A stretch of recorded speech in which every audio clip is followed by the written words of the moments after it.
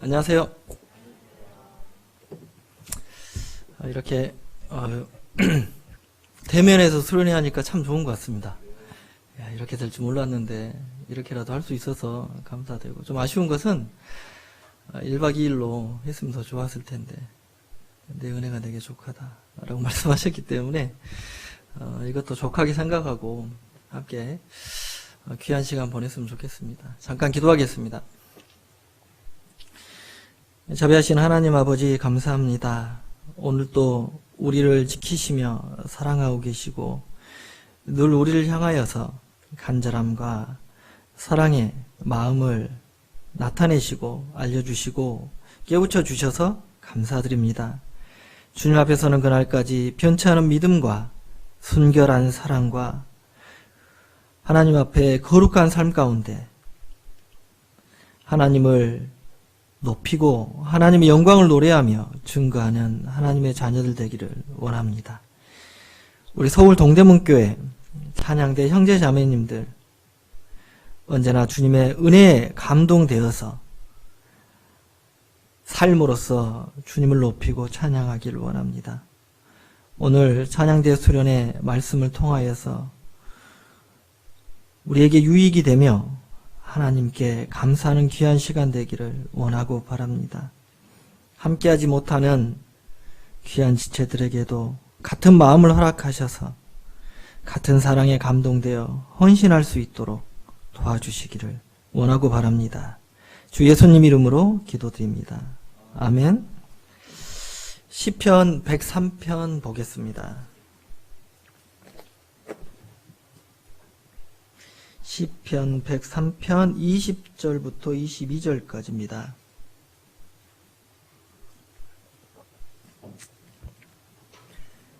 (103편) 20절부터 22절까지 말씀을 같이 읽어보겠습니다. 능력 있어 여호와의 말씀을 이루며 그 말씀의 소리를 듣는 너희 천사여, 여호와를 성축하라. 여호와를 봉사하여 그 뜻을 행하는 너희 모든 천군이여, 여호와를 송축하라. 여호와의 지으심을 받고 그 다스리는 모든 곳에 있는 너희여, 여호와를 성축하라. 내 영혼아, 여호와를 송축하라. 여기서 여호와를 송축하라 라고 하는 히브리어는 바라크입니다. 이 뜻은 어떤 뜻을 가지고 있냐면, 여기에서는 송축하라, 찬양하라 이런 뜻으로 번역을 했는데, 숨어있는 뜻은 뭐냐면 무릎을 꿇어라 그런 뜻이 있고, 또 하나는 축복하라 그런 뜻도 가지고 있습니다. 그러니까 찬양한다라고 하는 그 의미에 하나님 앞에 무릎을 꿇는, 그런 하나님을 높이는 그런 태도와 마음이 경외이고 경배가 될 겁니다. 경외하는 마음과 경배하는 삶의 태도가 이제 입술로서 증거가 되고 삶으로서 증거가 되는 것이 송축하라라고 하는 찬양과 같은 의미를 가지고 있기 때문에 하나님이 여기에서 20절부터 22절에 말씀을 하고 계시는 것 같습니다. 오늘 말씀의 주제는 하나님의 일을 하는 마음과 태도라는 주제로 말씀을 상고를 해보겠습니다. 여기에서 여호와를 봉사하라, 여호와를 봉사하여 그 뜻을 행하는 너희 모든 천군이여, 이렇게 말씀하시죠. 여호와를 봉사하여, 봉사하라라고 하는 그 의미를 잘 먼저 여기서 이제 봉사하라라고 하는 이 의미를 하나님의 뜻에 맞게 순종하고 온전하게 이루려면 먼저는 이 봉사가 무엇인지를 명확하게 정리를 해야 됩니다. 어떤 일을 할 때 그 자기가 하는 일의 본분이 뭐고 또 그 일을 하는 목적이 뭔지를 명확하게 모른다면 열심히는 하는데 나중에 결과적으로는 부족한 성과를 낼 수가 있습니다. 항상 중요한 것은 내가 왜 이 일을 하느냐, 그리고 왜 이곳에 있느냐, 무엇을 위해서 더 힘을 써야 되느냐라는 목적의식이겠죠. 근데 여기에서 봉사를 이제 그 용어적인 정리를 하면 이 봉사라고 하는 한자적인 뜻을 보면 받들 봉자의 섬길 사자입니다. 받들고 섬기는 그 일이 봉사인데 영어로는 이제 서브죠. 이제 서비스. 이렇게 섬긴다, 봉사한다 그런 뜻을 가지고 있고 여기에 이제 히브리어 원어를 보면 이 뜻은 한 가지 뜻이 더 포함되어 있습니다. 일하다. 일하고 섬기는 것. 그게 봉사의 의미입니다. 그러니까 일하고 섬기는 사람, 봉사자. 그 의미가 이제 미니스터, 사역자를 의미하는 거죠. 그러니까 섬기는 직분을 주셨죠. 섬기는 직분을 주셨는데, 우리는 다 이제 섬기는 위치에 있는데, 특별히 섬기는 직분을 줬습니다. 그 직분이 집사라고 하는 직분입니다. 집사라고 하는 사전적인 의미는 잡을 집자에 섬길 사자가 아니에요. 그건 일사자입니다. 일하라고 주신 직분. 교회에서 일하는 것은 결국 뭘까요? 섬기는 거죠. 섬김의 대상은 하나님을 섬기고 성도를 섬기는 겁니다. 이 두 가지의 일을 위해서 직분을 줬다라고 정의를 할 수 있고, 섬기는 일이 결국 봉사하는 일입니다.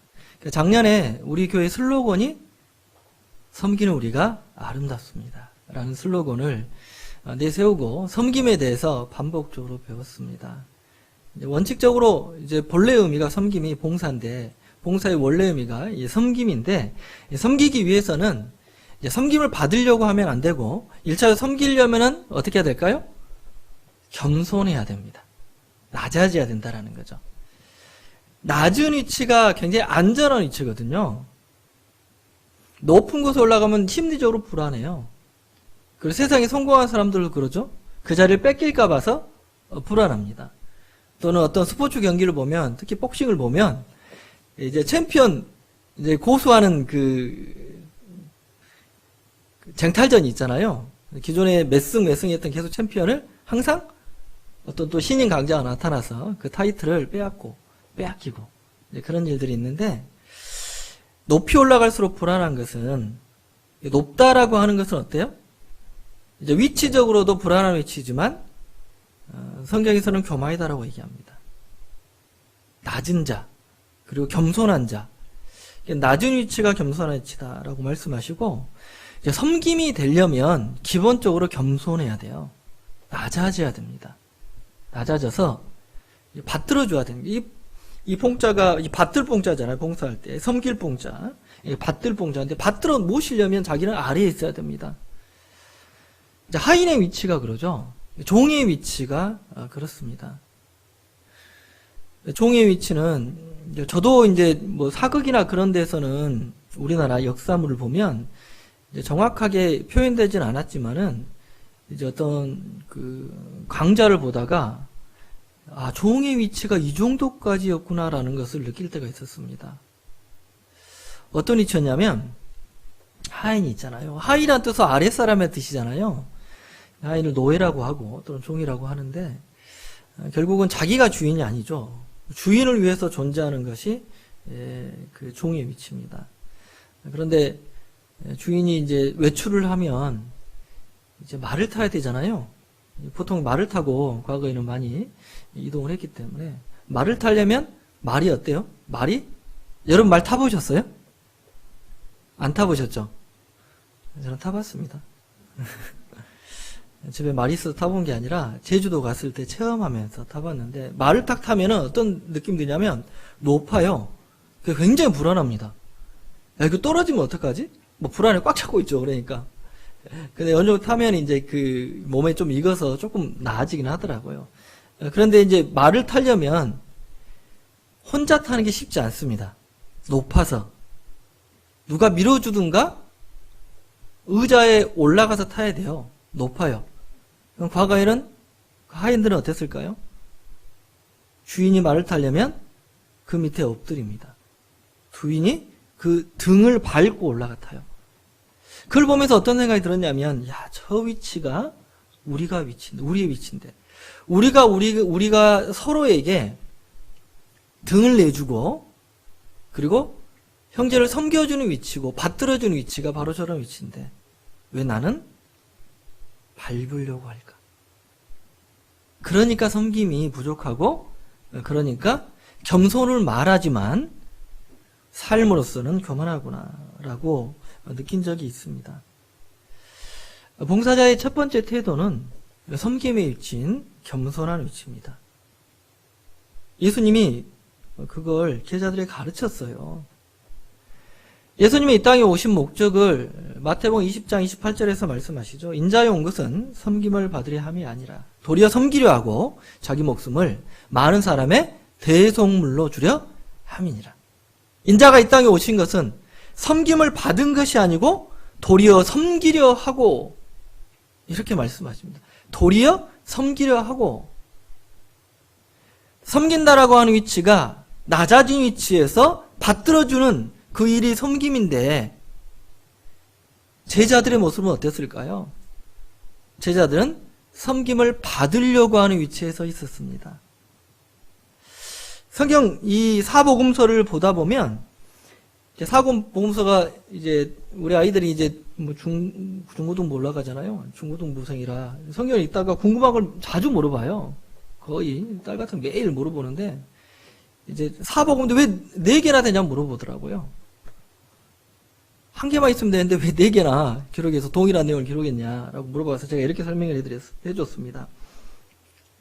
사람을 보려면 앞모습이 있고 뒷모습이 있고 오른쪽 모습, 왼쪽 모습을 다 봐야 그 사람의 생김과 그 사람부터 알 수 있는 것처럼 예수님의 사면이다. 그래서 사복음서를 주셨다. 우리가 하나님을 이해하는 이해도가 낮고 부족하기 때문에 하나님이 그렇게 예수님을 알려주신 거다라고 얘기한 적이 있는데요.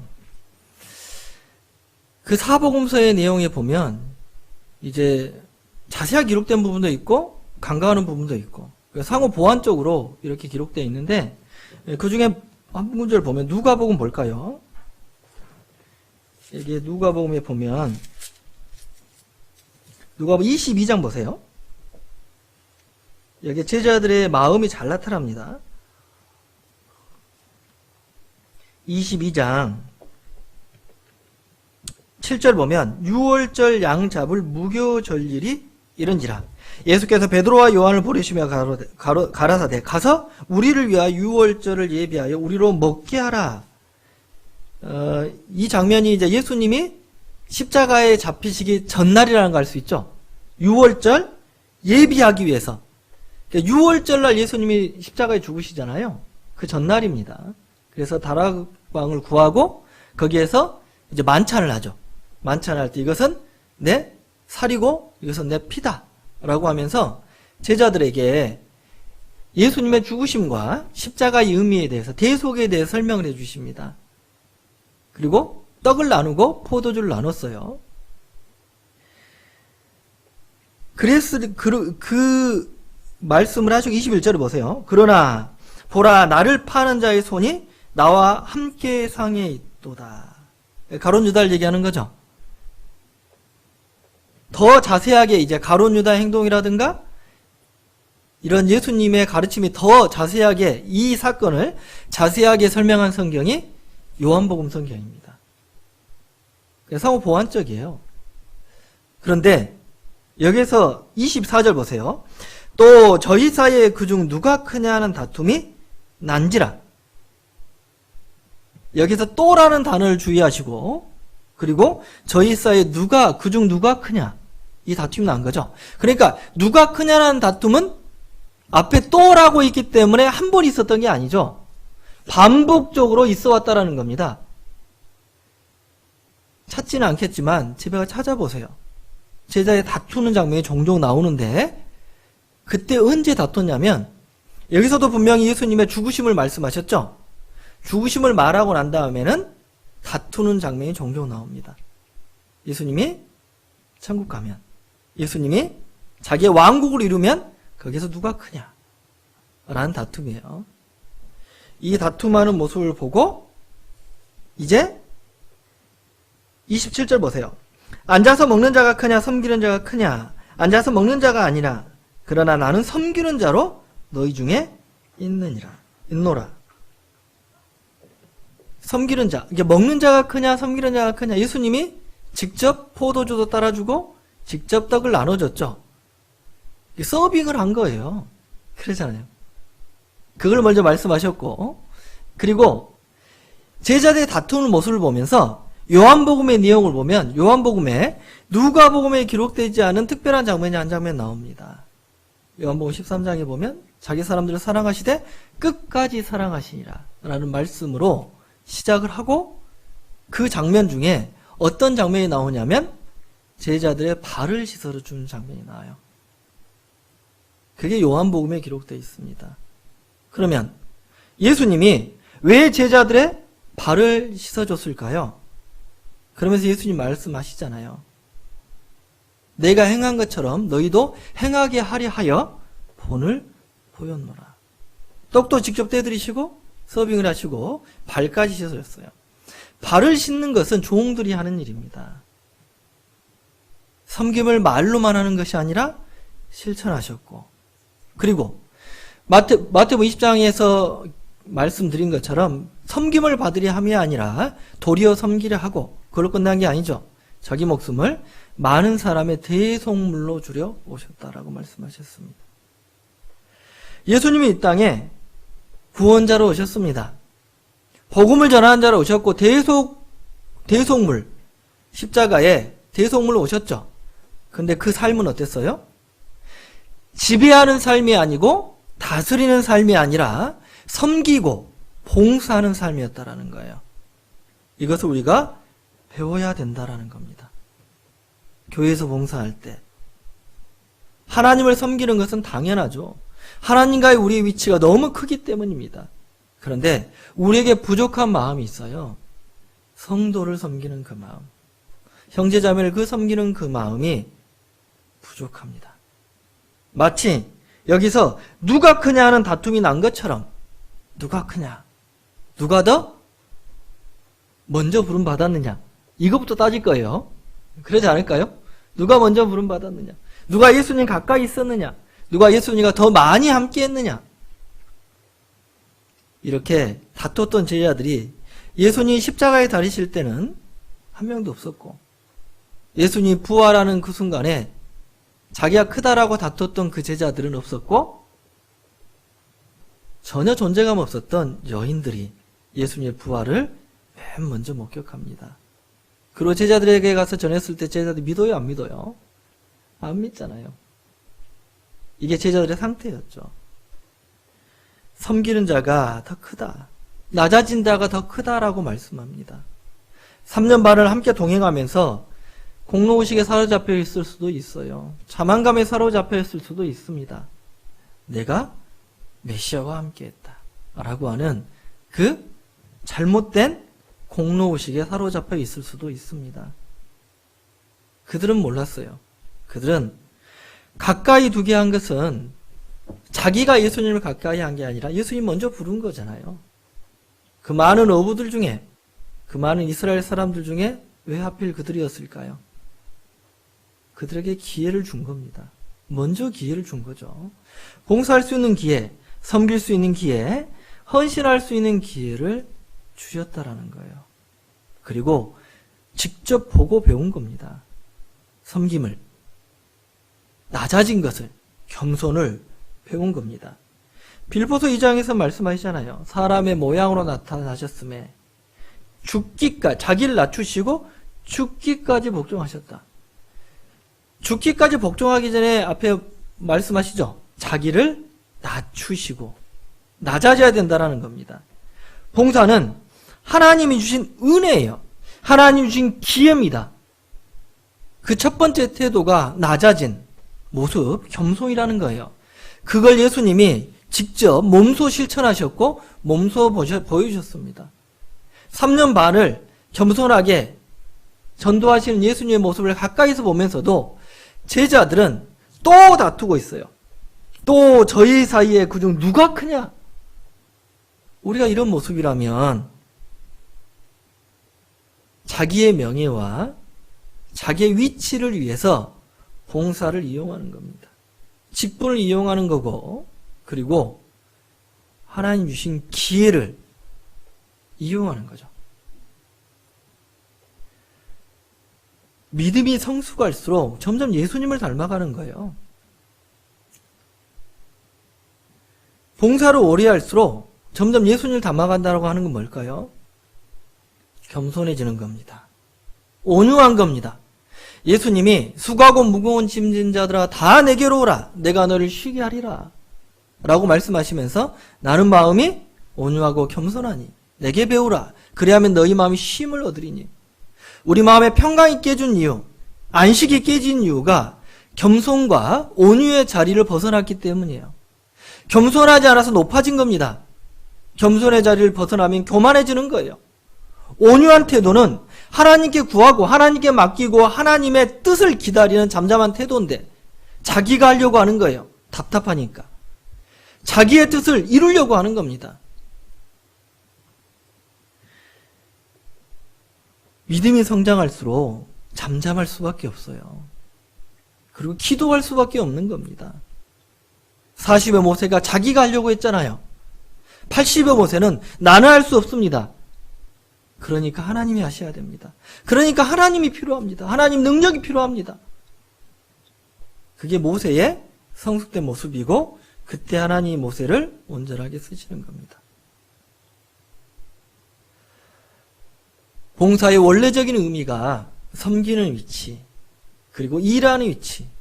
섬기는 위치는 그 사람의 태도를 얘기하는 거고, 일하는 자세는 이제 그러한 위치에 섰다면 해야 될 역할을 얘기하는 거잖아요. 열심을 다해야죠. 예를 들어서 이제 특송을 하게 됐습니다. 그러면 어떻게 될까요? 최선을 다해야 되는 거예요. 막혀진 일이니까 최선을 다해야 됩니다. 나에게 오늘 기회가 왔다고 해서 내일 또 기회가 오래라고 하는 보장이 없어요. 사람이 마음으로 자기의 길을 계획할지라도 걸음을 인도하신 자는 여호와시니라. 하루 동안에 무슨 일이 날는지 내가 알 수 없음이니이다. 우리는 그걸 겪고 있잖아요. 학예 수양회를 못 가잖아요. 전도 집회는 어떻습니까? 대집회도 함께 하지 못하죠. 주일날 식사하는 건 어떻습니까? 몸은 편하잖아요. 그러죠. 또 당번이야. 몇 명 되지도 않은데. 그런데 지금은 어떻습니까? 아쉬움이 많습니다. 기회를 생각해 보면 봉사는 기회입니다. 아무나 할 수 있는 게 아니에요. 사람이 부족해서 내가 그 자리 채우는 거 아닙니다. 그 자리 비어 있어도 하나님이 역사해요. 주일날 찬송하는 그 일이 예전에는 찬양대가 다 나와서 했잖아요. 출석률이 너무 떨어져. 너무 부족해. 비어 보여. 그래서 근심하고 고민하고 권면하고 그래도 안 나와. 지금은 혼자서도 되는 일이잖아요. 그러죠. 그 한 사람 없으면 못할까요? 그 한 분 없으면 훨씬 더 잘하는 찬양 많이 있습니다. 그거 보면 돼요. 우리는 생각해야 됩니다. 기회다라는 거 알아야 돼요. 기회다라는 거. 내가 없으면 하나님의 역사가 멈출까? 그게 아니죠. 하나님의 역사에 내가 동참할 수 있는 기회를 받은 거고 내가 그 자리를 비운다고 해서 하나님의 역사가 멈추지 않아요. 무시하고 갈 수 있는 겁니다. 내가 복음을 전하지 않는다면 하나님의 역사가 멈출까? 돌들로도 아브라함의 자손이 되게 한다라고 말씀하셨습니다. 너희가 잠잠하면 이 돌들이 소리 지른다라고 그렇게 말씀하셨어요. 우리 하나님 앞에 내세울 것이 없어요. 레이지파가 하나님 앞에 헌신되어서 성막에서 봉사하고 성전에서 봉사했습니다. 성막에서 봉사했을 때 레위지파는 언약궤를 이동해야 되고 성막을 펼쳤다가 철수했다가 이동하고 또 펼치고 이걸 반복적으로 했거든요. 성전이 건축된 다음에는 언약궤를 옮길 일이 없어요. 성막을 다시 세울 일도 없습니다. 일은 아주 많이 줄었죠. 또 레위지파가 했던 일들을 보면 참 여러 가지 일들이 있는데, 그런데 이 레위지파가 성막에서 봉사하고 성전에서 봉사하는 그 기회가 언제일까요? 찾아볼까요? 민수기 8장입니다. 레위지파라고 해서 아무나 다 봉사하는 거 아닙니다. 민수기 8장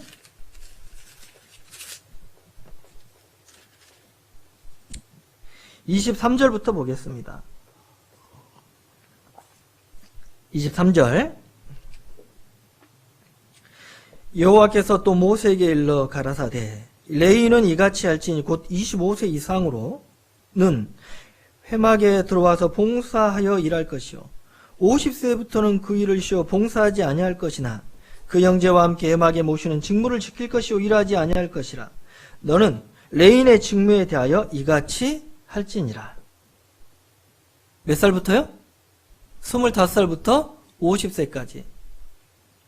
조금 더 정확하게 얘기하면 주된 봉사를 할 수 있는 나이는 30부터 50까지입니다. 여기 25부터라 했죠? 5년간 동안은 거기에서 견습하는 겁니다. 일할 수 있는 나이가 30살부터 50살까지 딱 20년입니다. 그리고 그 이후에는 일하고 싶은 마음이 있어도 못해요. 50이 넘어가면 여기서 말씀하는 것처럼 25절 보면 50세부터는 그 일을 쉬어 봉사하지 아니할 것이나 봉사를 못하는 거죠.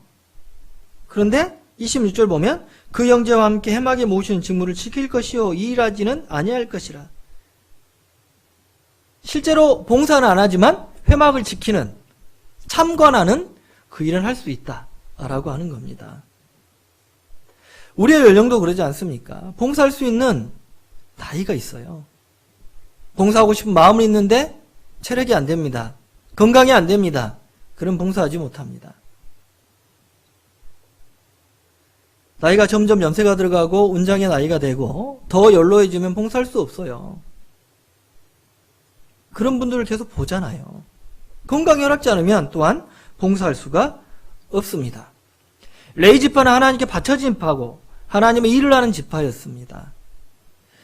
1절부터 쭉 그 22절까지 보면 이제 그들이 하나님 앞에서 이제 일할 수 있는 그런 준비를 하는데 하나님 앞에 드려져요. 11절 보면 아론이 이스라엘 자손을 위하여 레위인을 요제로 여호와 앞에 드릴지니 이는 그들로 여호와를 봉사케 하기 위함이라. 요제로 드려지죠. 왜? 요제로 드려진다는 것은 봉사하게 하는 그 상태를 만드는 거죠. 요제는 하나님 앞에 드리는 제사의 한 방법입니다. 요제가 뭐냐면 이 요자가 흔들 요자예요. 웨이브 오퍼링입니다. 흔들어 드리는 제사. 그러니까 결국은 뭐 전제라든가 또는 번제라든가 요제라든가 여러 가지 제사 방법이 있는데 이 제사 방법은 요제로 드린다. 사람을 드려버리는 거예요. 하나님 앞에. 제사로 드리는 거 어때요? 하나님께 완전히 바쳐진 삶이다 그 말입니다. 이것이 그리스도인의 삶이 돼야 되겠죠. 그리고 15절 내가 그들을 정결케 하여 요제로 드린 후에 그들이 회막에 들어가서 봉사할 것이니라. 그러니까 나이가 됐다라고 다 되는 게 아니죠. 먼저는 하나님 앞에 드려져서 정결케 된 다음에 구별되어서 거룩해 된 다음에 하나님이 그 사람을 쓰신다 그 말씀을 하고 있는 겁니다. 우리의 삶이 하나님 앞에 드려져야 돼요. 레위지파가 했던 일 중에 하나가 바로 찬양이거든요. 레위지파가 성막을 이동하고 그런 일만 했던 것이 아니라 이제 그 레위지파 중에서 아론의 계열이 있습니다. 아론의 계열이 제사장이 될 수 있었던 그 계열이고 나머지에 이제 그 지파별로, 이제 계열별로 그 직무가 다르게 이렇게 주어져요. 심지어는 음식 만드는 일도 했다라고 성경에서는 기록을 하고 있고, 문지기도 있었고, 그리고 찬양대도 있었습니다. 율법을 가르치는 직분도 있었습니다. 하나님께 온전히 들어진 인생이기 때문에 면제되었던 게 있어요. 그게 바로 병역을 면제받았습니다. 하나님께 완전히 들어진 인생이기 때문에. 하나님의 일을 하나님에게 봉사한다. 어떻게 보면 찬양대로 봉사하는 것은, 찬양했던 찬양대의 사역은 레이지파에서 했던 일이거든요. 그러면 우리도 같은 직분을 받았다면 같은 원리로 하나님 앞에 봉사의 태도와 마음이 되어야 될 겁니다. 첫 번째는 하나님 앞에 헌신되라. 드려져라. 그리고 성결해야 된다. 기회가 끝까지 가는 거 아닙니다. 이들도 한정적인 기회, 30살부터 50세까지 기회를 줬고, 그 이후에는 하고 싶어도 하지 못하는 일이었습니다. 기회, 직분을 주는 기회가 있다라는 거죠. 가장 안타까운 사람이 누굴까요? 딱 한 사람 꼽으라면 가룟 유다입니다. 그가 받은 기회가 얼마나 커요. 그는 베드로처럼 될 수도 있었어요. 그는 바울 사도처럼 될 수도 있었습니다. 근데 그는 예수님을 판자가 되어버렸어요. 그리고 말씀드린 것처럼 그가 예수님을 팔았다고 해서, 그가 자기 직분에 충실하지 않고 버렸다고 해서 하나님 역사 멈출까요? 다른 사람으로 채웁니다. 그 사람이 바로 마띠아잖아요. 사도행전 1장으로 가보겠습니다. 사도행전 1장 17절 말씀 보면, 이제 가룟 유다를 이렇게 얘기하죠. 17절. 이 사람이 본래 우리 수 가운데 참여하여 이 직무의 한 부분을 맡았던 자라. 그러죠. 한 부분을 맡고 있었어요. 지혜를 받은 겁니다. 그런데 그가 어땠어요? 그가 24절, 아니 20절부터 보면, 시편에 기록하였으되 그의 거처로 황폐하게 하시며 거기 거하는 자가 없게 하소서 하였고, 또 올렸으되 그 직분을 타인이 취하게 하소서 하였더라. 타인, 다른 사람에게 기회가 넘어갔다라고 하는 겁니다. 24절.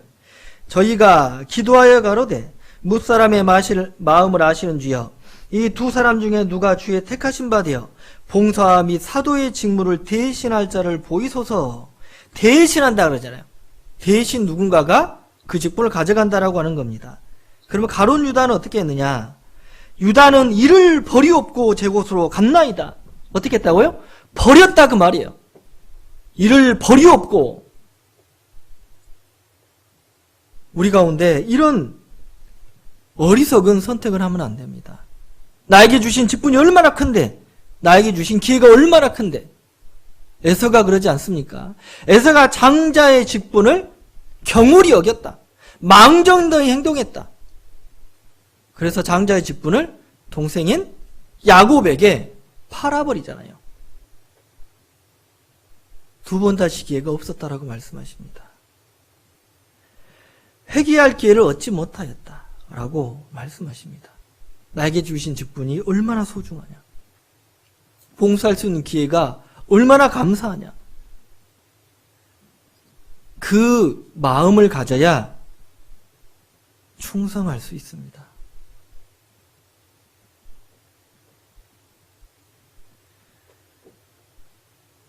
구직자들이 참 많잖아요. 구직자들이 많은데 이력서를 넣은 곳마다 다 들어가. 그러면 그 사람은 자기가 선택해서 들어간 그 직장에 애사심이 그렇게 크지는 않을 겁니다.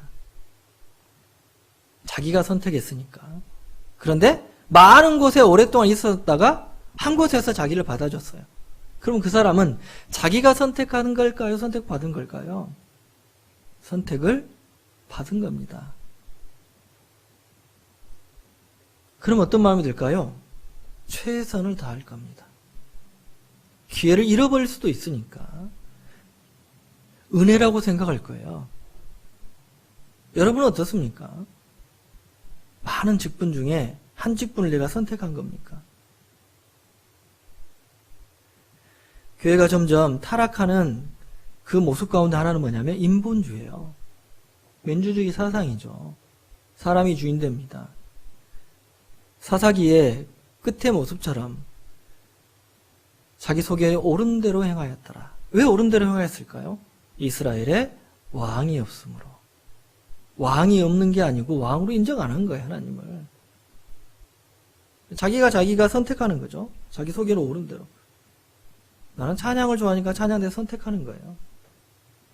난 성경을 더 배우고 싶으니까 교사를 선택하고 선택하는 것. 선택받은 것과 선택하는 것은 아주 큰 차이가 있습니다. 엘리사의 모습을 생각해 보시기 바랍니다. 엘리사는 부자였습니다. 12개월이 서로 밭을 갈고 있었어요. 12개월이가 24마리의 소가. 며칠 생각해 봤거든요. 24마리로 밭을 가진 그 밭이 얼마나 커야 되는 거야. 저의 근본이 농사꾼이라 서로 쟁기질을 해봤어요, 저도. 서툴지만은. 그런데 논이 여러 마디가 한 10마디 이상 있어도요, 소 한 마리로 다 갈아요. 그러면 소 24마리로 밭을 간다라고 하는 것은 얼마나 대단한 분홍이다 그 말입니다. 근데 그 사람에게 가서 엘리야가 자기의 겉옷을 던집니다. 그 모습을 보고 엘리사는 즉시 뛰어와서 자기가 가족에게 작별할 것을 허락을 받고 그 소로 요리를 해서 농사의 기구로 불태워서 요리를 해서 가족과 나눠 먹고 작별을 합니다. 이때 엘리사의 심정을 생각해 보세요. 엘리사는 어떤 심정으로 밭을 갈고 있었을까요? 그는 무엇을 기도하고 있었을까? 그는 어떤 마음으로 하나님께 기도하고 있었을까? 그가 선지자로 선택받은 것은 자신이 이력서를 내서 취업한 게 아닙니다. 하나님이 그를 선택해 준 거죠. 엘리야에게 그렇게 얘기하잖아요. 하나님이 바알에게 무릎 꿇지 않은 7,000명이 있다. 7,000대 1이라고 하는 엄청난 경쟁률이었죠. 그 중에 엘리사를 지목한 겁니다. 우리가 봉사에 임하는 마음이 그와 같아야 돼요. 하나님이 나를 지목하신 거예요. 나에게 기회를 준 거고, 그리고 나에게 은혜를 베풀고 있는 겁니다. 지금도 앞으로도 하나님 말씀에 순종하고 직분을 귀하게 여긴다면, 가룟 유다가 직분을 버렸어요. 왜 버렸을까요? 재물을 더 크게 생각했기 때문에.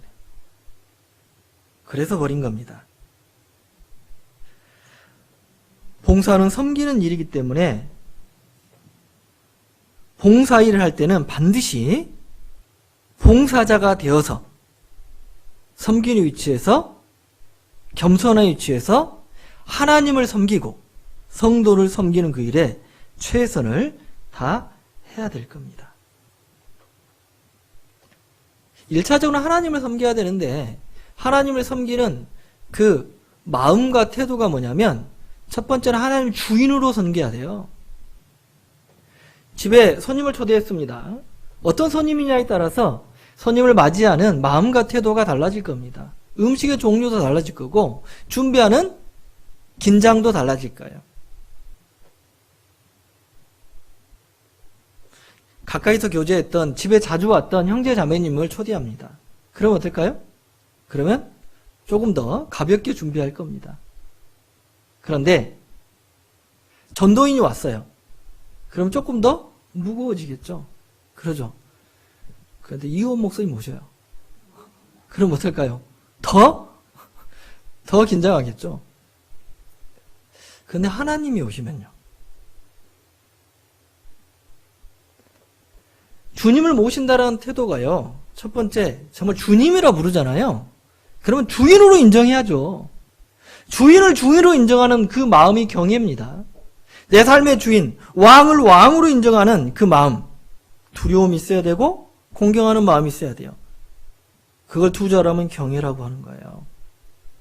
아브라함이 손님을 맞이하는 모습이 나옵니다. 창세기 18장에 나옵니다. 찾아보겠습니다.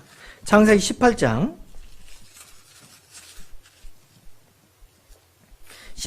1절부터 보세요. 1절.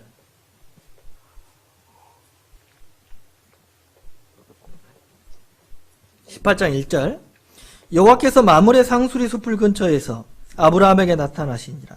오정 즈음에 그가 장막문에 앉았다가 눈을 불어본 중 사람 셋이 맞은편에 섰는지라. 그가 그들을 보자 곧 장막문에서 달려나가 영접하며 몸을 땅에 굽혀 가로되 내 주여 내가 주께 은혜를 입었사오며 원컨대 종을 떠나 지나가지 마옵시고 물을 조금 가져오게 하사 당신들의 발을 씻고 나무 아래서 쉬소서. 여기에 아브라함은 세 사람 온 거 봤죠? 근데 여호와 하나님이 내가 하나님이다라고 안 했잖아요. 아브라함은 준비하고 있었던 거죠. 부지 중에 천사를 영접한 이도 있다라고 분명히 말씀하신 것처럼 이 사람이 손님을 대하는 태도, 영접하는 태도를 우리는 먼저 배워야 되는 겁니다. 그러면서 보자 달려나갔죠. 그래서 몸을 땅에 굽혔죠. 몸을 땅에 굽히는 태도가 뭐예요? 이게 바로 경배입니다. 경배라고 하는 것을 하나님을 경배합니다라고 하는 그 태도가 뭐냐? 하나님께 절하는 거예요. 근데 절하는 마음은 어때야 되냐? 그게 바로 경외라는 거예요. 이게 봉사하는 태도의 첫 번째입니다.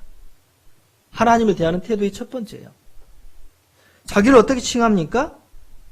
3절 끝에 중간에 원컨대 종을 떠나 지나가지 마옵시고 자기가 종이라 그러죠. 그러면서 발을 씻으라고 말씀하죠. 그 다음 태도를 보면 이제 5절 내가 떡을 조금 가져오리니 당신들의 마음을 쾌활케 하신 후에 지나가소서. 당신들이 종에게 오셨음이니이다. 그들이 가로되 내 말대로 그리하라. 아브라함이 급히 장막에 들어가 사라에게 이르되 속히 고운 가루 세 수알을 가져다가 방죽하여 떡을 만들라 하고 아브라함 또 짐승떼에 달려가서 기름지고 좋은 송아지를 취하여 하인에게 주니 그가 급히 요리한지라. 여기에서 아브라함의 태도가 어때요? 뛰어다니고 있죠. 그러죠. 아브라함 나이가 많거든 지금. 그래도 뛰어다니고 있어요. 정말 극진히 모시는 태도. 극진히 모시려면 어떻게 해야 된다고요? 종이 돼야 된다고.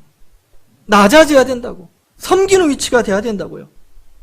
그래야만 잘할 수 있는 겁니다. 하나님은 교만한 사람하고 일하지 않습니다.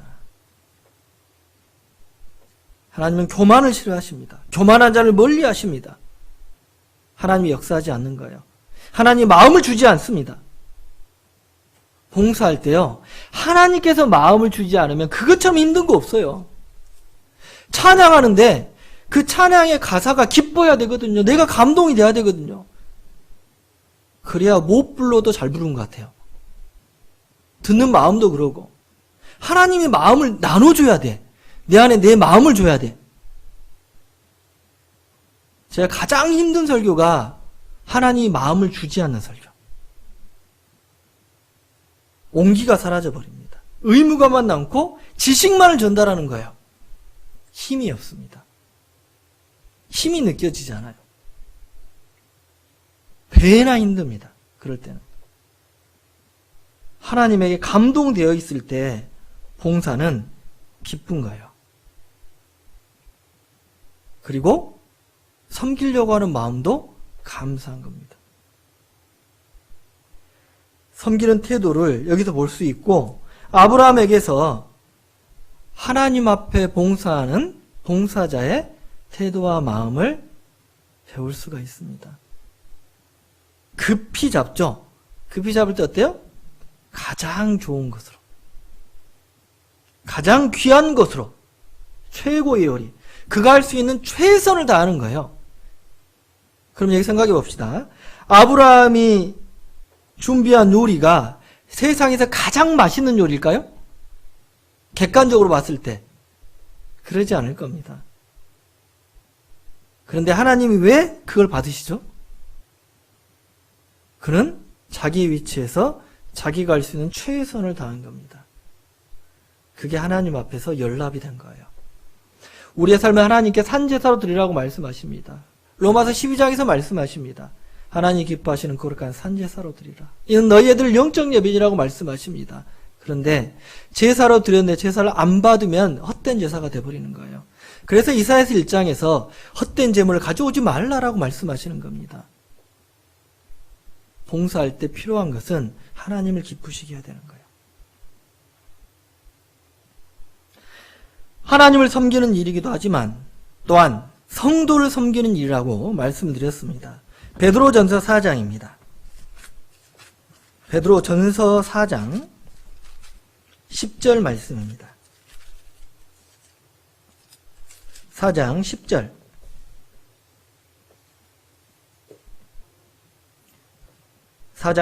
말씀에 각각 은사를 받은 대로 하나님의 각양 은혜를 맡은 선한 청지기같이 서로 봉사하라. 여기 선한 청지기의 위치도 종의 위치거든요. 그런데 서로 봉사하라 그랬죠. 섬김을 받으려고 하는 사람들이 누구였습니까? 바리새인. 바리새인들은 상자에 올라서 지시하고 선생이라 부름받기를 좋아하고 가르치기를 좋아하는 사람들이 바리새인이었습니다. 교회 안에서 누가 누구를 가르칩니까? 성령 하나님께서 각 사람의 마음에 계시며 그 성령 하나님께서 가르치고 계십니다. 교회에서 가르치는 직분을 받은 목사가 가르치는 내용은 자신의 삶을 가르치는 것도 아니고 자신의 생각과 사상을 가르치는 것도 아니고 자기가 하고 싶은 말을 하는 것도 아니고 하나님의 말씀을 가르치는 거고 하나님이 하시고 싶은 말씀을 목사를 통해서 전도를 통해서 하시는 거예요. 우리는 다 섬기는 위치고 봉사자의 위치라는 것을 늘 잊어서는 안 됩니다. 그래서 로마서 12장에 말씀하시죠. 형제를 사랑하여 서로 우애하고 존경하기를 서로 먼저 하며 그 다음에 나오죠? 그 다음에 무슨 말씀 나옵니까? 부지런하여 게으르지 말고 열심을 품고 주를 섬기라. 하나님을 섬기는 것과 성도를 섬기고 존경하는 것은 연결이 되어 있는 거예요. 하나님을 올바로 섬긴다라고 하면서 성도를 섬기지 않는 것은 그것은 모순입니다. 하나님의 마음을 받은 사람들은 바로 그와 같습니다. 예수님이 그 본을 보여주시기 때문이죠. 봉사의 태도에 대해서 합당한 위치와 그 마음에 대해서 살펴봤습니다. 그런 합당한 마음이 되면 어떻게 될까요? 감사해야 되는 거죠.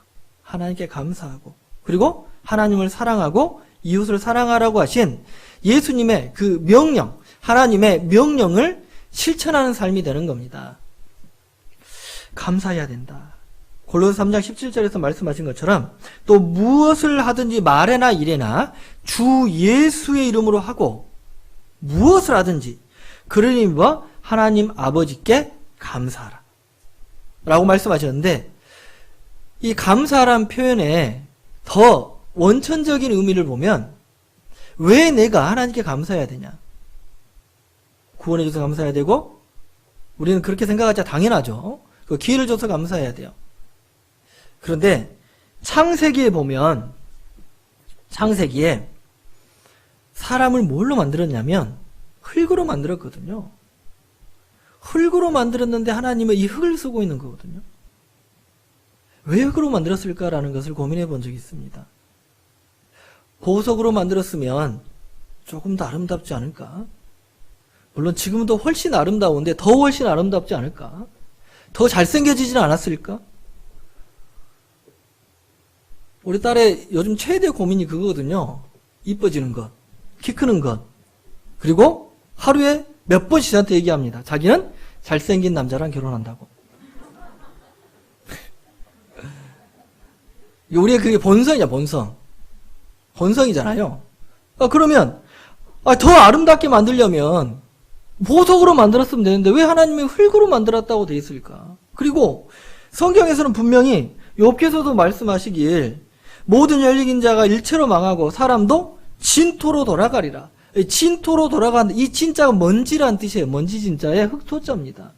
우리는 먼지와 같고 흙과 같은 인생일 뿐이다라는 건데 우리의 체질을 잘 아신다 그랬죠. 우리가 진토임을 아신다라고 말씀하셨는데 왜 이런 말씀을 반복적으로 하실까요? 흙의 특징이 뭡니까? 손에 흙이 묻었어요. 그러면 여러분 기분 좋아요? 빨리 씻고 싶죠? 더럽다라는 거예요. 가치가 없다라는 겁니다. 근데 생각해보면 우리가 먹는 거 모든 거 흙에서 나는 걸 먹고 살아요. 다 흙에서 나는 것. 성분도 흙의 성분하고 똑같아. 우리 인생이 그만큼 하나님 보실 때는 비루하다 그 말이에요. 낫다라고 하는 겁니다. 그런데 하나님은 그 진토에서 일으켜 주십니다. 시편 113편 7절 7절 가난한 자를 진토에서 일으키시며 궁핍한 자를 거름 무더기에서 드셔서 가난한 자를 진토에서 일으켰다. 가난한 자는 과거에 거지들이 잠자는 곳이 어디예요? 왕궁에서 잡니까? 흙바닥 더러운 곳에서 자고 궁핍한 자를 거름 무더기에서 드셨다. 거름 동물들의 배설물과 풀이나 즙을 섞어서 만든 썩은 유기물질이죠. 거름. 거기에는 구더기가 가득합니다. 해충이 가득합니다. 그것과 비교가 되는 거죠. 누가? 우리가. 우리 인생이. 우리의 체질이 진토라는 것을 늘 잊어서는 안 돼요. 드셔서 8절 방백들 곧 그 백성의 방백들과 함께 세우고 아주 낮은 자 더러운 위치에 있는 자를 이렇게 세워서 높은 위치에 세운다 그 말씀을 하고 있는 겁니다. 우리는 원래 죄인이었어요. 근데 의로 인정해주고 있죠. 이게 당연한 게 아닌데 하나님에 대한 감사가 사라지면 당연한 게 됩니다. 우리가 왜 반복적으로 전도주의 말씀을 드려야 될까요? 우리의 체질을 잊지 말라고. 너희가 진토라는 것도 잊어서는 안 된다고. 반복적으로 듣는 거, 반복적으로. 그래야 하나님 앞에서 교만해지지 않습니다. 하나님의 사랑이 식어지지 않습니다. 봉사할 수 있는, 지속적으로 봉사할 수 있는 이유 중에 또 하나는 뭐냐면 이 사랑이 끊임없어야 돼요. 하나님에 대한 사랑과 하나님을 사랑하는 마음이 계속 불타올라야 됩니다. 야곱이 라헬을 사랑했어요. 사랑한 이유는 단순합니다. 라헬을 왜 사랑했을까요? 그가 믿음의 여인이었기 때문에? 아니죠. 성경은 분명히 말씀하십니다. 라헬은 이뻤다. 참 단순하죠. 이뻐서 사랑한 거예요. 레아는 안 이뻤다. 그래 사랑하지 않은 겁니다. 라헬의 모습을, 야곱의 모습을 보면 우리 본성과도 너무 닮았습니다. 그런데 라헬을 사랑한 이유는 단순했지만 합당하지 않았지만 그 사랑하는 대상을 사모하고 그 사랑하는 대상을 얻기 위해서 헌신하는 모습은 본받을 만합니다. 7년을 봉사하고 또 7년을 또 봉사하죠. 아내를 얻기 위해서 7년을 봉사하고 얻은 이후에 또 7년을 봉사합니다. 7년을 수일같이 여겼던 그 이유는 사랑했으니까.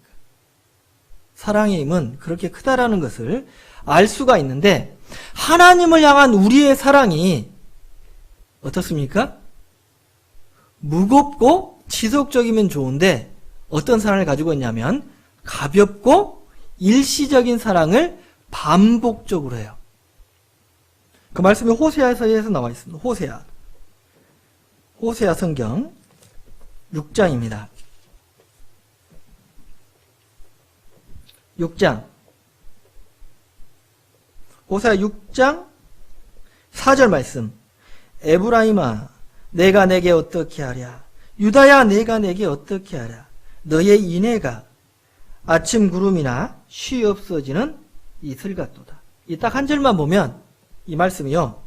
에브라임아, 유다야, 이스라엘 민족을 지칭하는 거죠. 내가 내게 어떻게 하랴? 이렇게 말씀하시면서 너의 인애가, 여기에 인애라고 하는 이 단어가 사랑입니다. 사랑. 너희의 사랑이, 너희의 하나님을 향한 사랑이 아침 구름이나 쉬 없어진 이슬 같도다. 아침에 구름이 떴어요? 오래 갑니까? 금방 사라지죠. 풀잎에 이슬이 맺혀 있어요. 언제 사라지죠? 해 뜨면 사라져 버립니다. 일시적인 사랑, 가벼운 사랑을 하고 있다 그 말이에요. 그래서 그 다음 말씀에 6절, 나는 인애를 원하고 제사를 원치 아니하며 번제보다 하나님 아는 것을 원하노라. 봉사하는 태도와 봉사의 지속적인 모습은, 그것보다 더 중요한 것은 하나님을 사랑하는 마음이다. 이 말씀을 하고 있는 겁니다. 7절, 저희는 아담처럼 언약을 어기고 거기서 내게 패역을 행하였느니라. 아담이 나오죠. 왜 여기서 갑자기 아담이 나올까요? 아담처럼 언약을 어겼다. 아담과 하나님이 하신 언약은 뭘까요? 선악과를 따먹지 말라고 얘기했죠. 거기에 숨어있는 하나님의 마음은 뭘까요? 하나님을 사랑하라는 겁니다. 그런데 창세기 2장 3장에 나온 아담과 하와의 모습에서 그 어디에도 아담과 하와는 하나님 감사합니다, 하나님 사랑합니다 나오지 않습니다. 하나님이 주신 은혜는 그 누구보다 가장 많이 받았고 많이 누렸는데 그 어디에도 하나님을 향한 그들의 사랑이 나타나지 않아요. 오히려 아담은 하와를 사랑하고 하나님보다 하와의 말을 더 중히 여겨서 하나님의 명령을 어기는 그 모습이 나옵니다. 결과적으로 선악과를 따먹은 것은 아담의 마음이 드러난 거예요. 하와의 마음이 드러난 겁니다. 그게 하나님 보실 때 죄다라고 말씀하시는 거예요. 우리의 사랑이 4절에 나온 사랑처럼 이슬방울처럼 가볍고 일시적인 사랑 하고 있는 건 아닐까? 그런 사랑을 하고 있다면 회개하셔야 됩니다. 주님 오실 그날까지 하나님을 향한 사랑이 점점 커지고 점점 더 많은 결실로 맺어져야 될 겁니다. 그래야 봉사할 때 힘들지 않고 기뻐요. 좋아하는 사람을 위해서 식사 준비를 합니다. 오늘따라 남편이 너무 이뻐 보여. 애들이 너무 이뻐. 그러면 요리하면서 즐겁겠죠? 찬양을 하고 있어요. 막 보면은. 괜히 기분이 좋아. 가족을 사랑하니까. 근데 그 반대하던 생각해 보세요. 남편이 보기 싫어. 맨날 밥 해야 돼. 오늘 또 해야 되냐? 내가 밥 하려고. 그러면 어때요? 밥은 하긴 하는데 어때요? 결과물이 안 좋아. 결과물이 안 좋아요. 반찬이 달라지죠. 대충 먹어 그러잖아요. 그런 모습이 나올 겁니다. 하나님을 앞에서 우리는 하나님께 드리는 거잖아요. 찬양은 하나님께 드리는 거죠. 그게 하나님 섬기는 거고, 성도들은 찬양대가 하나님께 드리는 모습, 기뻐하고 사랑하는 모습을 통해서 같이 감동을 받는 거예요. 같이 뜨거워지는 겁니다.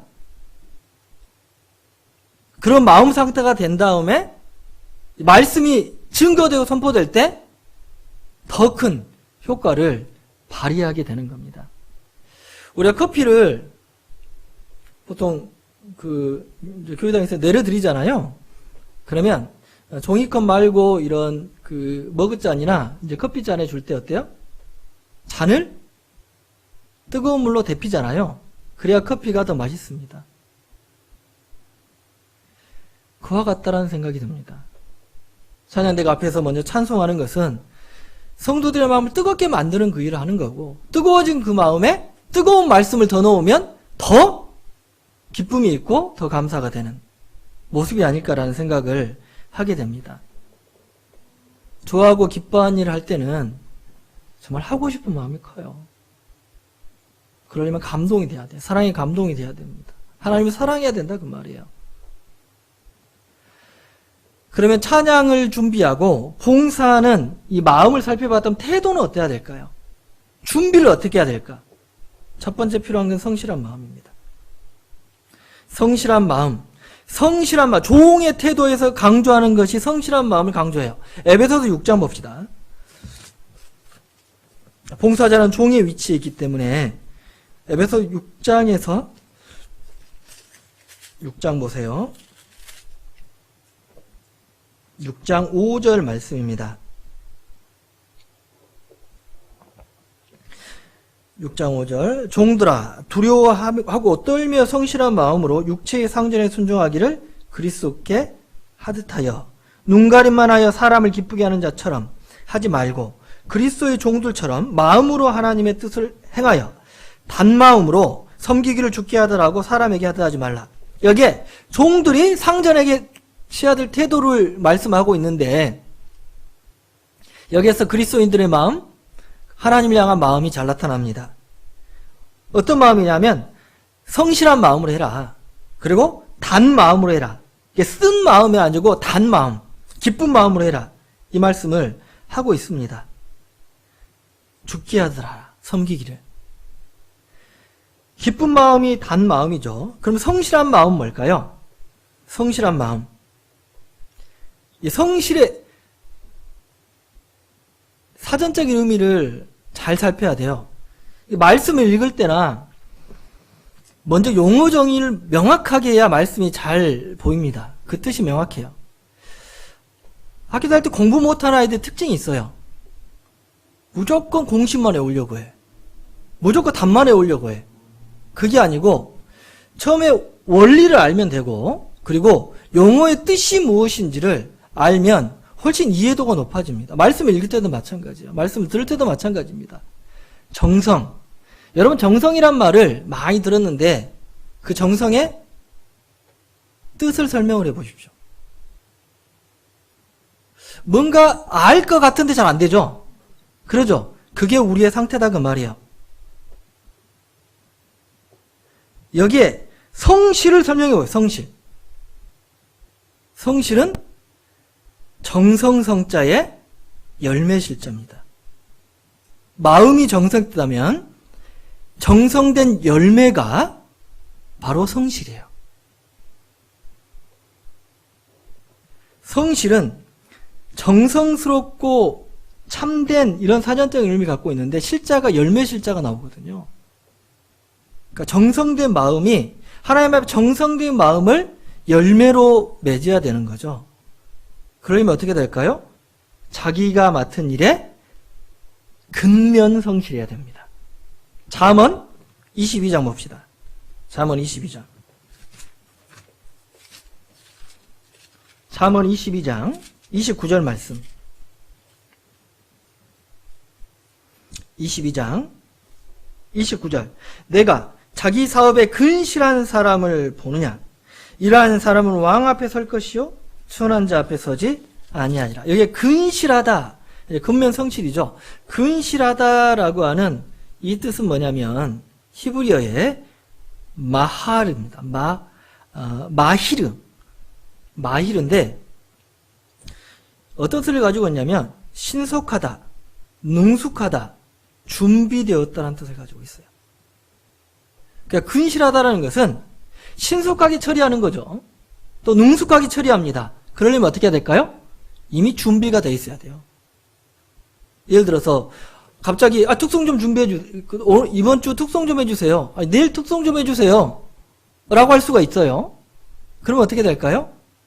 준비가 된 사람은 부족하지만 해보겠습니다. 그러나 전혀 준비 안 된 사람은 어떨까요? 전혀 준비 안 된 사람은 절대 못합니다. 이렇게 나오는 거예요. 제가 한번 이런 기억이 있어요.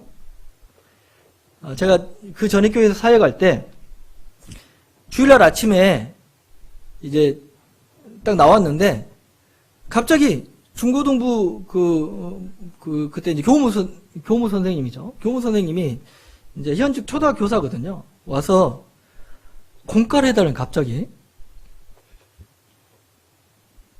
공과를 해달라고 하면 공과를 언제 해야 되면 지금 바로 해야 되는 거예요. 그러면 왜 그분이 달려왔냐면 자기가 공과거든요. 왜 못하게 되셨어요? 라고 물어보니까 자매가 지금 애 낳고 있대요. 가야 돼요, 말아야 돼요? 안 가면 이제 그때부터는 평생 이제 원망을 듣잖아요. 그러잖아요. 가야 돼. 근데 갑자기 신통이 와서 이제 갔다라는 거죠. 근데 이제 딱 계산해 보니까 공과하고 있을 때 애가 나올 것 같아. 그래서 이제 그러면 이렇게 얘기할 수도 있습니다. 애는 자매가 낳지 형제님이 낳아요. 형제님은 공과하고 자매는 애 낳고 그렇게 하면 되겠네. 이렇게 할 수도 있지만 저는 성품상 그게 안 됩니다. 그래서 얼른 가셔요. 제가 하겠습니다. 라고 이제 주제만 보고 성경책 들고 가서 공과를 했습니다. 다른 날보다 공과가 훨씬 더 잘 돼요. 훨씬 더 성령 충만하게 잘 됐습니다. 그 주제의 말씀을 제가 처음 본 말씀이거나 생소한 말씀이라 할 수 있을까요? 아니죠. 이미 준비가 다 돼 있는 상태, 그 상태가 되는 겁니다. 그러면 그런 마음은, 그런 준비는 어떻게 할까요? 항상 준비가 되어 있어야 돼요. 우리가 맡은 직분, 여러분이 맡은 직분은 찬양들한 직분이에요. 그러면 지금 당장이라도 특송을 할 수 있는 준비가 되어 있어야 됩니다. 한 곡쯤은 있어야 돼요. 한두 곡쯤은. 중간에 틀리면 어떡해요? 틀려도 몰라. 대부분의 성도 틀려도 몰라요. 희한하게. 준비되어 있다라고 하면 또 한 가지 생각해 볼 수 있습니다. 준비가 되려면 어떻게 될까요? 물론 열심히 했기 때문에 준비가 되죠. 그런데 찬양대의 특성은 기능이 포함됩니다. 그러니까 테크닉이 있어야 된다 그 말이에요. 그대로 노래하는 것도 물론 기본이지만은 그걸 뛰어넘어야 되겠죠. 잘해야 되는 거예요. 능숙하다라는 의미가 바로 그겁니다. 잘해야 돼요. 그걸 기대하고 있습니다. 우리 중에 전공자가 성악 전공하신 분 있어요? 없잖아요. 그러죠? 그런데 이제 이후에 또 영상도 보면서 이제 기술적인 부분을 배우게 될 겁니다. 그런데 그 영상을 2017년도 전도회 수련회 때 강의하셨던 부분이거든요. 그때도 이제 제가 굉장히 주의 깊게 봤고 그리고 많이 배웠습니다. 그런데 우리는 체질상요, 분명히 말씀하시겠지만 체질상 한국 사람이잖아요. 그러니까 한국인의 정서에 맞춰 있어요. 그러니까 트로트가 좋은 거예요. 그 가락이 민요 가락이고 더 거슬러 가면 판소리 가락이거든요. 익숙한 거예요. 그 창법도 그래요. 창법도. 저도 창법이 이제 완전히 이제 꺾는 그런 창법이 많이 나옵니다. 왜 그냥 그게 어려서부터 그걸 들었는데.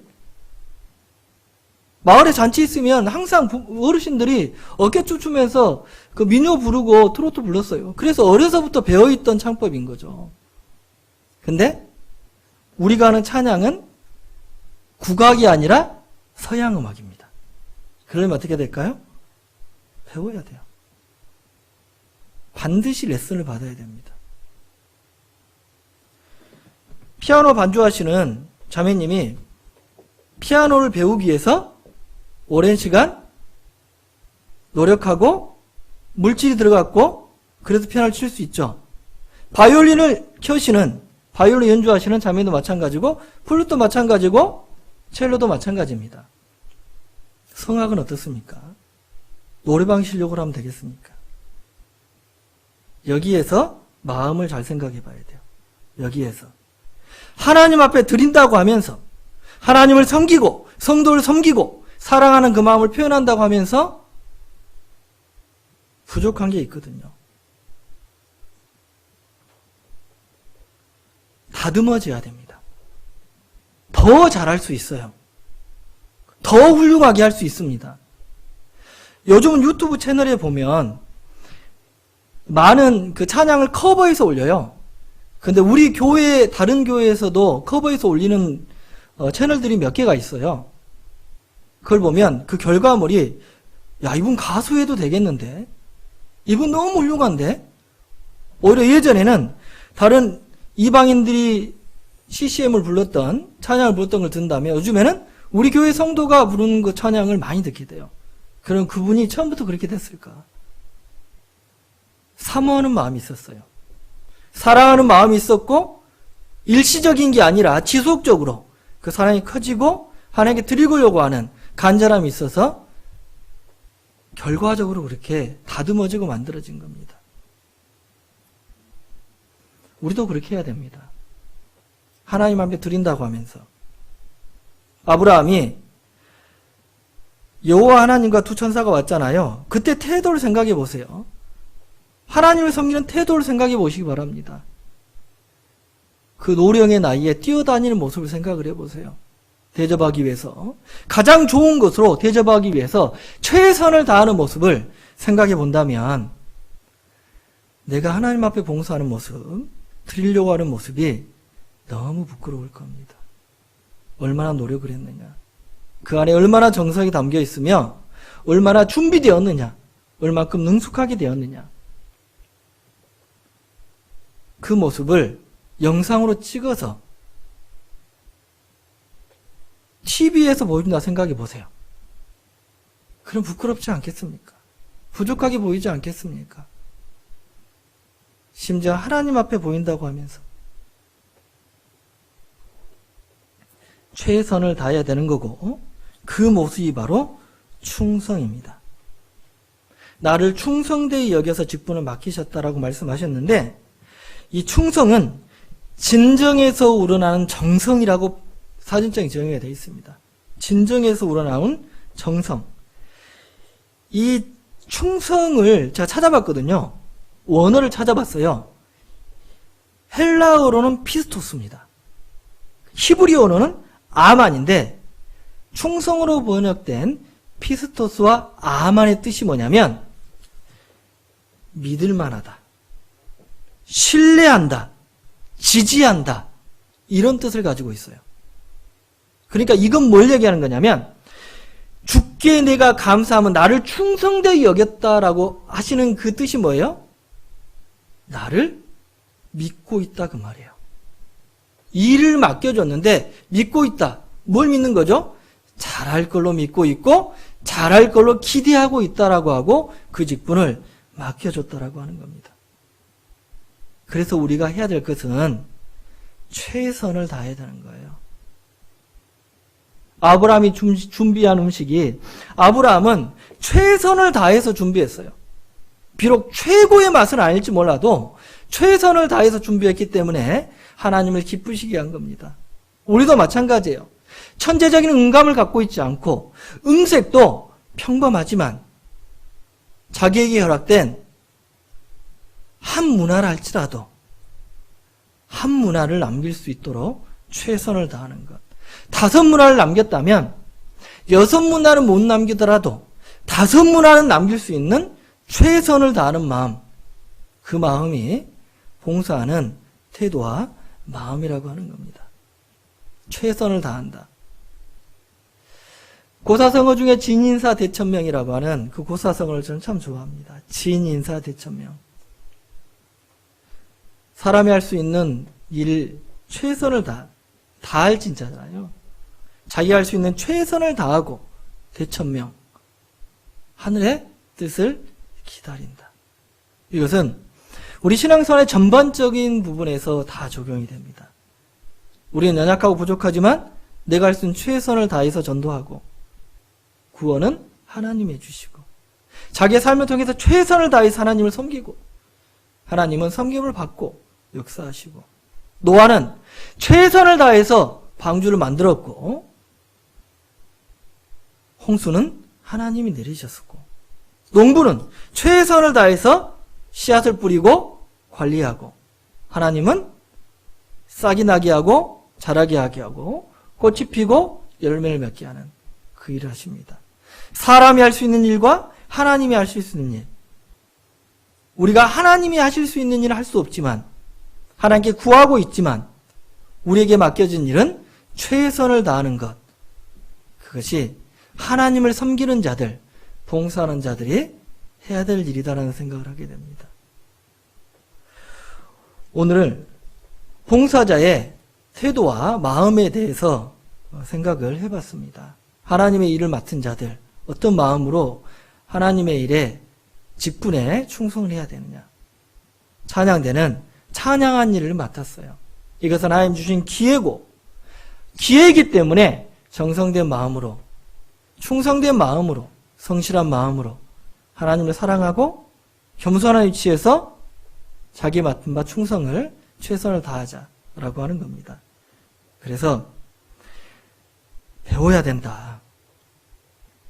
기술은 배워야 된다라는 거죠. 그래서 레슨을 받으라고 하는 겁니다. 주님 앞에 섰을 때 부끄럽지 않게 서기를 바랍니다. 인생을 평가하는 시간이 그때 왔을 때 게으르지 않았다라고 하는 그 칭찬을 받았으면 좋겠습니다. 게으른 종아가 이렇게 아니라 착하고 충성된 종아라는 칭찬을 받았으면 좋겠어요. 충성이란 뜻에 신뢰한다라는 뜻을 가지고 있기 때문에 너는 나의 기대를 저버리지 않았구나. 그러한 칭찬을 받는 우리 찬양대가 되었으면 좋겠습니다. 기도하겠습니다. 자비하시는 하나님 아버지 감사합니다. 하나님이 우리에게 주신 귀한 직분 가운데서 감사하고 하나님을 높이는 삶이 되기를 원하고 바랍니다. 주님 오시는 그날까지 주의 이름을 높이며 찬양하고 찬양으로서 하나님을 증거하는 하나님의 귀한 찬양대가 되길 원합니다. 우린 부족하고 연약하지만 주께서 우리의 부족하고 연약한 모든 것을 채워주시고 붙들고 인도하고 계심에 감사를 드립니다. 남은 일정 주께서 함께해 주시길 원하오며 주 예수님 이름으로 기도드립니다. 아멘.